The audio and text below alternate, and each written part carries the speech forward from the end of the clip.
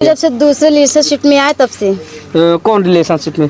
जीजा और वो दूसरी लड़की, प्रतिमा नाम था उसका। अरे हमारे आँख के सामने जब वो चढ़ कर द्वार पर आए लड़ने के लिए तो हम नहीं देखेंगे। अच्छा अच्छा। हाँ। तो क्या आप पहले से जानते थे कि ऐसा नहीं, चाहते हैं आप लोग? अभी हम लोग चाहते हैं साहब कि उसको सजा होना चाहिए। अच्छा। हाँ, लड़की के भी दंड दिया जाए। हाँ, उसको भी जो जिसके साथ अफेयर। हाँ, ये बात सही है क्या अफेयर था? और हम शादी में गए थे और रात भर झगड़ा किए थे। जीजा और दीदी दोनों लोग हम बोले कि काहे मार रहे हैं, तो वो तुम तो से मतलब ना है। दोस्तों अभी इस वक्त हम प्रयागराज के करछना थाना क्षेत्र के अंतर्गत आने वाले बसही गांव में मौजूद हैं। दोस्तों बताते चले कि आज का जो मामला है वो ये है कि ससुराली जनों के द्वारा अपनी बहू को जिर मार दिया गया। क्या कुछ कारण था? अभी जो लड़की हैं उनके मायके पक्ष के लोग हमारे साथ मौजूद हैं, उनसे जानने और समझने का प्रयास करेंगे क्या कुछ पूरा मामला था।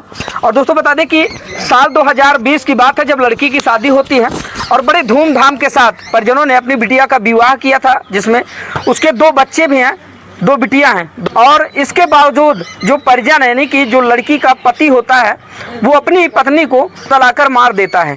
क्या कुछ पूरा मामला है ये अभी मृतिका के पिताजी हमारे साथ हैं, यानी कि जो लड़की है उनके पिताजी हमारे साथ हैं। इनसे जानते कि दरअसल पूरा मामला क्या था। क्या नाम हो भैया आपका? ब्रजेश कुमार। बसही गांव है जी। थाना है करछना। करछना। क्या है पूरा मामला? आपकी बिटिया की शादी कब हुई थी? 2020 में। 2020 में, लगभग 5 साल पहले। 5 साल पहले।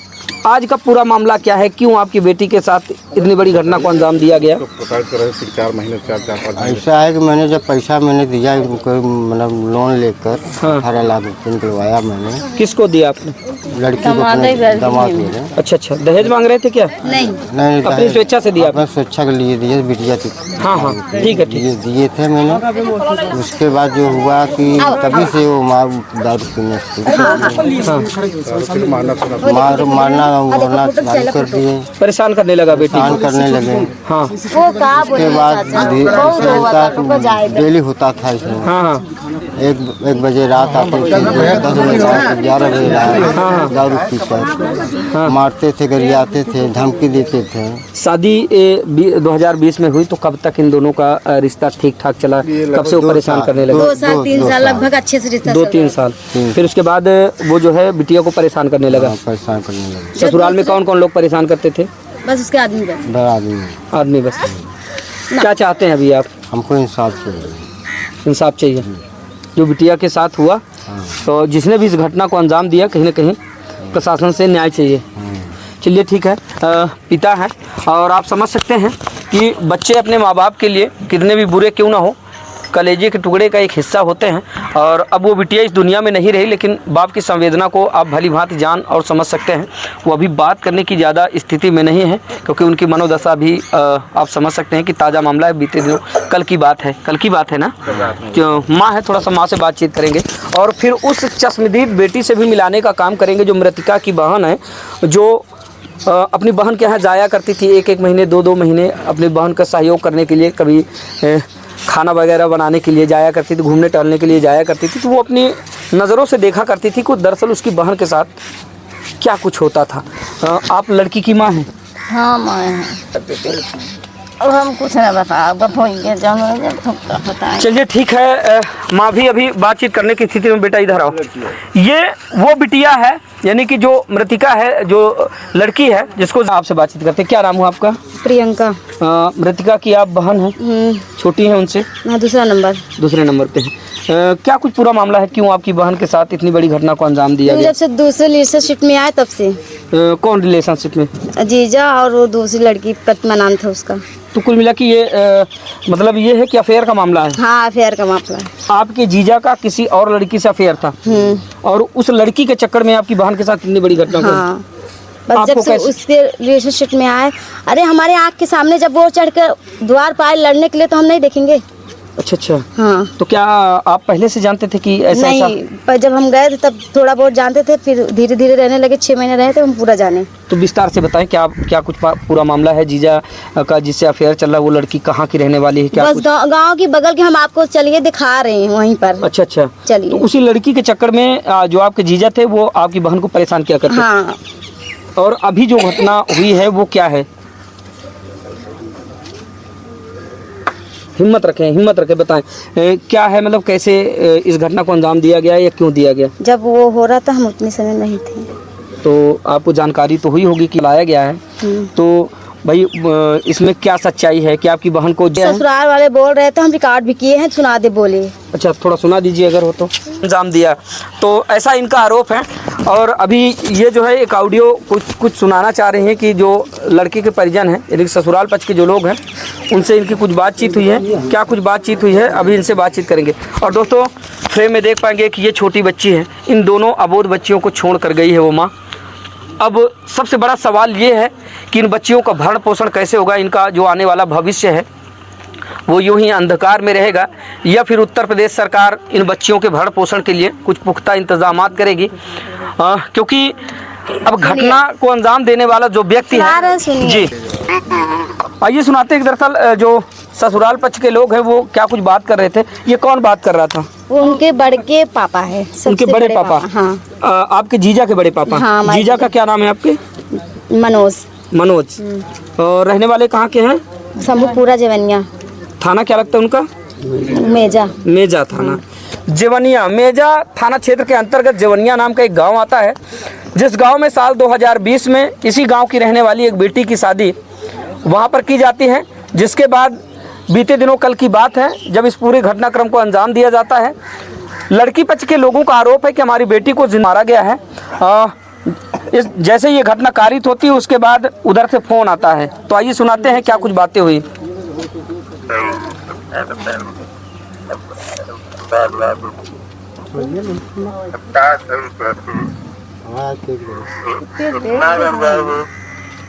बाबू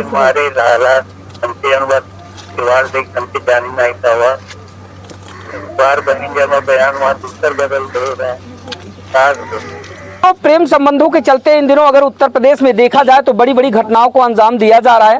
ऐसे में आज जिस पीड़ित परिवार के साथ हम मौजूद हैं, यहाँ पर भी कुछ ऐसी घटना को अंजाम दिया गया है। बता दें कि साल 2025 का वो दौर जब इसी गांव की रहने वाली प्रीति नाम की एक लड़की का मेजा थाना क्षेत्र के अंतर्गत आने वाले जेवनिया नाम के गांव में एक मनोज नाम के लड़के से शादी होती है। सब कुछ ठीक ठाक चल रहा था, लगभग 3 साल तक तो उन दोनों के बीच सब कुछ अच्छा चल रहा था। फिर उसके बाद 2 बच्चियां उनको होती हैं। अभी एक बच्ची को आप देख पा रहे हैं जो मृतिका है, उसकी गोद में है, और एक बच्ची ये है, छोटी सी बच्ची। और कल की बात है जब इस मायके पक्ष के लोगों को, ससुराल पक्ष के लोगों को द्वारा बताया जाता है कि आपकी लड़की ने जो है कदम उठा लिया है।